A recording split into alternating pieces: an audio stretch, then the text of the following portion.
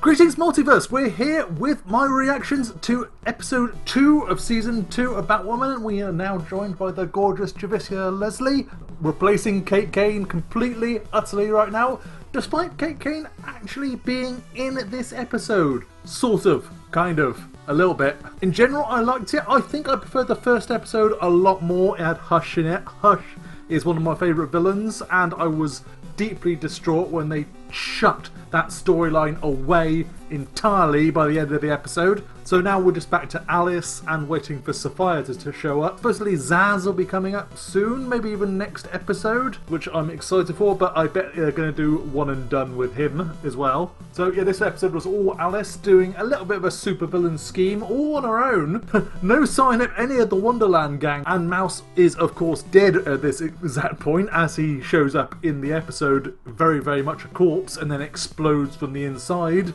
alien style. Can I add Ryan Wilder dressing up as Catwoman for Halloween? I don't know if it's meant to be Catwoman, but you dress up as a cat lady in Gotham City. There's going to be that comparison right there. I do like how they're making her have more of a connection to all the characters.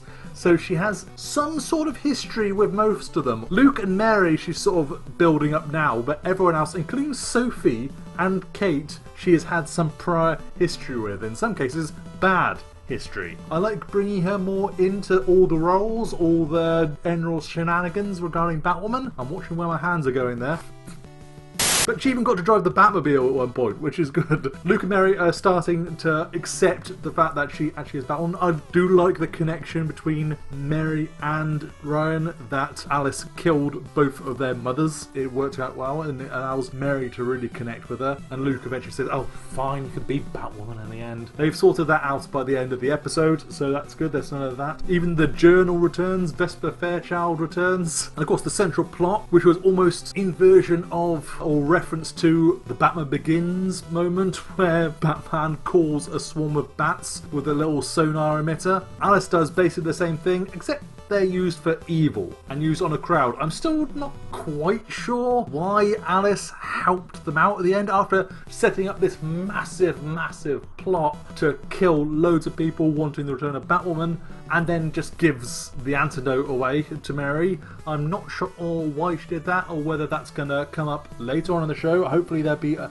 little bit more to it than that. Generally it's pretty good, and again allowed Ryan to use the Batmobile to chase off a swarm of bats, which he then conveniently trapped in a bus. Luckily they're all there and there was only a small swarm, wasn't it?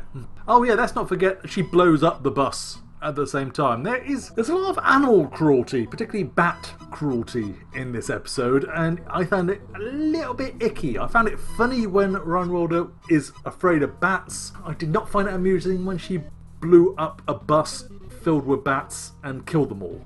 Couldn't she have just sort of like trapped them there and then got animal control in there to inoculate them or something like that? Admittedly, animal control probably would have killed them all, but still at the same time, having Batwoman blow up a bus full of bats is, I don't know, a little bit icky. Also, if we're talking about bad points, we've got another moment where one member of the Crows just seems to go off on their own, do their own thing, not report it, not have any backup, and of course fail miserably in what they're doing. Still, at least it involves getting taken out by Sapphire's right-hand woman, Tatiana. It seems Sapphire is being sort of set up to be almost a Ra's al Ghul type villain, someone with a long reach and a lot of assassins in her pocket, which I'm totally fine with. I wish it was a bit more recognisable villain, but at the same time it is a Batwoman villain, so that's good. Bring in some actual Batwoman villains. Try as I might, I cannot get excited about Alice doing any Alice things. She's just not that great. She's not that intimidating. She is not crazy enough. She's not otherworldly enough. She doesn't even dress flamboyantly enough to be the comics Alice. She has too much of a connection to Kate Kane to make her really good as a Ryan Wilder villain, despite Ryan having that issue with her having called her mum. But in general, I really enjoyed the episode. Again, not as much as the first episode. And okay, let's talk right now about the falling ratings. Surprise, surprise. The first season, the ratings started off really high. A lot of people unfairly said that A, it's Javicia Leslie's fault, or 2, not pointed out the fact that season 1 had a massive plummet in ratings from the first episode onwards. Saying season 2 episode 1 had bad ratings compared to the pilot is completely out of order, because that's entirely the show's fault. It was on a downward spiral for all of season 1, and of course it's going to be low at the beginning of season 2, especially with a brand new actor in the lead role. But in general, people did not like Batwoman that much. The show itself was one of the lesser CW shows. I wanted to be the main one. I wanted to be a Batman show, essentially, and it never quite hit that standard. It didn't even hit the standard of The Flash or Arrow. It's not really fair to say, oh, the CW had really, really low ratings, but I am seeing right now that there's a lot of chatter. I mean, Javicia is worried about Catwoman continuing, about Ryan Wilder continuing, and I think they have had sort of behind the scenes discussions about whether the show is going to continue past season 2. If the show's ratings remain this low, it's not going to go any further. It has to really, really pick up in terms of amazingness. Introducing Black Mask and Zaz and bringing back Hush, that will all do it. And a bit more of excitement, maybe bringing Bruce Wayne back properly. There has to be a major twist around the middle part of the season for us to really stay excited. I'm going to carry on watching it till the bitter end, because it's still a Gotham City show and I'm still generally enjoying it. Still, in general, while it exists, I am enjoying it, and I'm liking the new lead role. But yeah, that's my thoughts on episode 2 of season 2 of Batwoman. But what did you guys think? Did you watch it?